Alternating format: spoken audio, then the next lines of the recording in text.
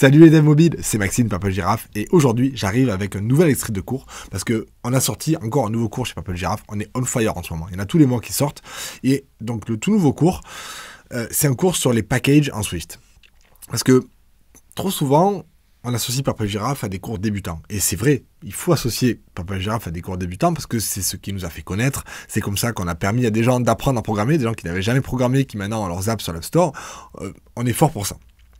On a énormément de cours, on a tout un parcours pour les débutants pour découvrir la programmation, pour ensuite créer ses apps. Mais c'est pas tout.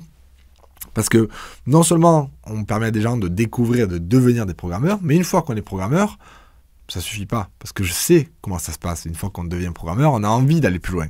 Et c'est le cas de tout le monde parce que c'est tellement passionnant la programmation qu'on a envie d'aller plus loin. Et comme Purple Giraffe existe depuis bientôt 6 ans maintenant. Au moment où j'enregistre cette vidéo, on est le 9 décembre, au moment où j'enregistre cette vidéo, ça fait bientôt 6 ans, ça sera en janvier qu'on fêtera les 6 ans que Purple Giraffe existe. Vous imaginez que les gens qui suivent nos cours depuis 6 ans, et il y en a qui suivent les cours depuis 6 ans assidûment, et je les salue, parce que je suis fier de vous d'avoir vu votre chemin de progression, et je sais que les cours débutants, ils ne vous servent plus à grand chose à vous. Vous n'êtes plus des débutants après 6 ans. Parce que généralement, on est débutant quand on arrive, au bout déjà de 2 mois, on a déjà des bonnes bases, on peut commencer à créer des applications sympas. Au bout d'1 an, on commence à être vraiment pas mal. Si vous êtes régulier, que vous suivez tous les cours, vous commencez à être vraiment pas mal. Et là, on a envie de devenir un expert. Et c'est pour ça que depuis quelques années, on ajoute des cours avancés sur Purple Giraffe. Et ce cours dont je vais vous montrer l'extrait, il en fait partie. C'est un cours avancé dans le sens où vous en aurez besoin une fois que vous aurez plusieurs applications. C'est pas un cours avancé dans le sens où il est compliqué, parce que celui-ci, pour le coup, il n'est pas compliqué du tout. C'est très facile de créer des packages en Swift. Le cours, je pense qu'il doit durer moins d'1 heure. Je sais plus, je me rappelle pas de tête combien de temps il dure, mais je suis quasiment sûr que c'est en dessous de 1 heure, parce que c'est pas compliqué de créer des packages. Par contre, le besoin de créer des packages, il n'arrive que quand on est expérimenté, puisque des packages, ça permet de partager du code entre plusieurs applications.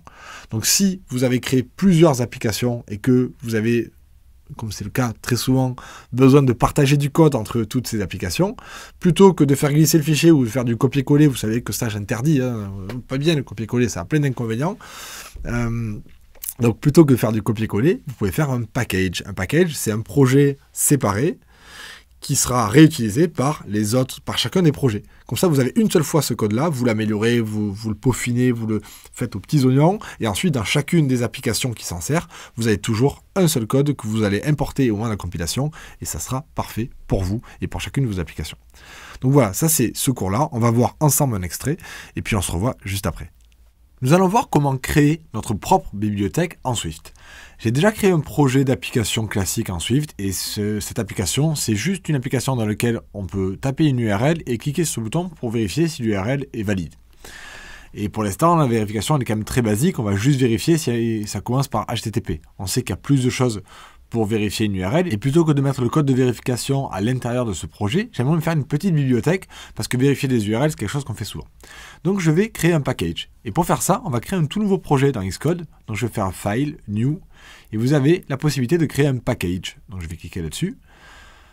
Il me demande le nom de mon package. Alors pour moi, je vais l'appeler Purple Tools, mais bien sûr, vous pouvez mettre le nom que vous voulez. Donc je l'appelle Purple Tools, ça sera tous les outils en Swift pour les projets de Purple Giraffe. Je valide. Vous le mettez où vous voulez, bien entendu. Ça ne doit pas être à l'intérieur de notre projet. Hein, c'est quelque chose de complètement isolé.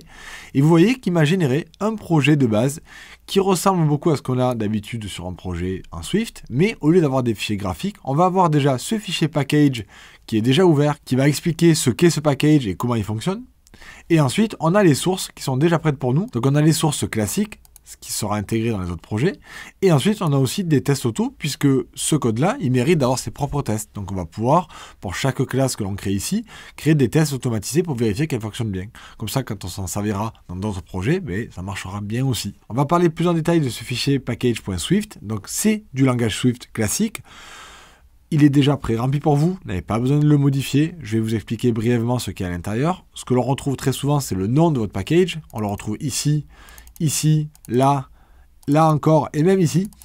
Donc vous voyez, c'est la même chose. Je vous conseille de ne pas le modifier. C'est ce nom-là que vous allez utiliser quand vous serez à l'extérieur.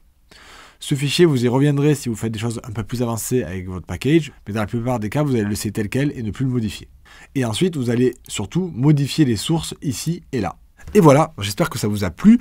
Bien sûr, c'était qu'un extrait. Le cours complet, il est pour les étudiants de Papa Girafe. Si vous n'en faites pas partie, vous avez les liens juste en dessous de la vidéo. J'espère que ça vous a plu. Si c'est le cas, vous avez le pouce qui est juste en dessous de la vidéo. Ça me ferait plaisir de le savoir, donc mettez le petit pouce pour me prévenir.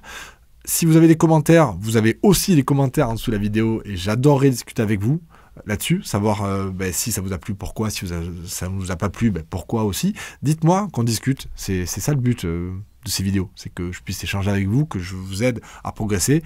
Et en plus, il y en a chaque semaine. Donc, dernière chose à faire, on s'abonne pour ne pas les rater et on se retrouve d'ici une semaine pour devenir encore meilleur. Happy coding!